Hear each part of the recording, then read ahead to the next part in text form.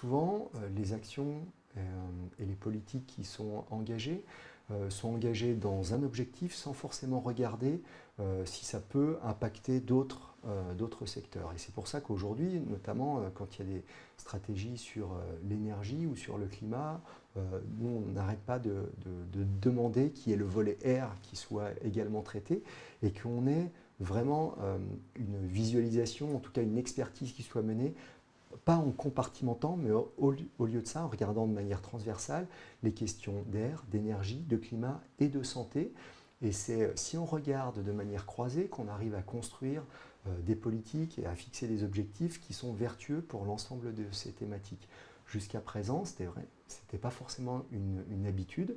Ça allait petit à petit devenu, avec notamment l'établissement d'un schéma régional air, énergie, climat. Mais finalement, ça a peu de temps, hein.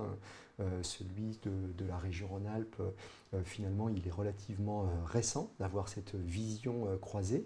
Maintenant, dans le cadre de la loi sur la transition énergétique, il est demandé aussi que les plans climat des unités urbaines intègrent un volet air. Mais pour l'instant, enfin jusqu'à présent, ce n'était pas suffisamment le cas.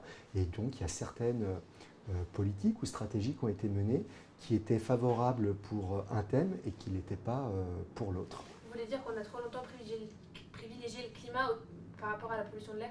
Alors, ce n'est pas une question de mise en concurrence, de savoir si c'est le climat qui est privilégié par rapport à la qualité de l'air.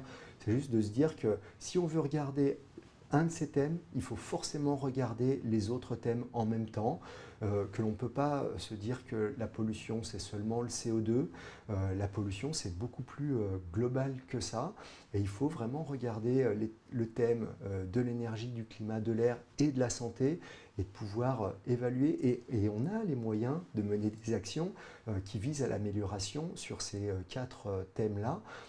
Alors que jusqu'à présent, c'est vrai qu'avec les découpages aussi, vous savez, on a ce millefeuille où chacun s'occupe d'une petite partie, où il y a des visions qui ne sont pas forcément communes. C'est surtout ça en fait, il y a besoin sur un même territoire d'avoir une vision qui soit croisée,